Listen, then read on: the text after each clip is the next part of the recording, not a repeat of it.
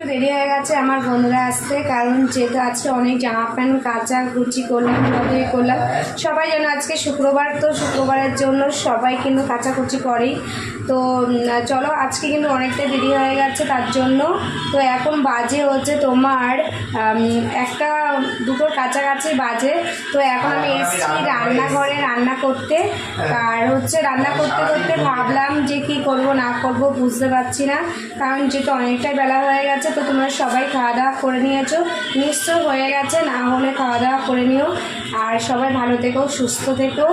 আর যা গরম পড়েছে, এই গরমে আর কি করবে বুঝতে পারছি না। আমার তো ভীষণ গরম লাগে। এতদিন ধরে দুদিন ধরে বৃষ্টি হয়েছে বলে রান্নাঘরে খুবই শান্তিতে রান্না করেছি, কিন্তু এখন বৃষ্টি নেই বলে খুবই কষ্ট হয় গরমে। তো চলো সবাই খাওয়া দাওয়া করে নিও। আর আমি কি খাচ্ছি তোমাদের দেখাচ্ছি। এই দেখো, আমি এখন 2টোর সময় খাচ্ছি চা, কারণ যে তোমার চা খেতেই হবে, নাহলে মাথাটা খুব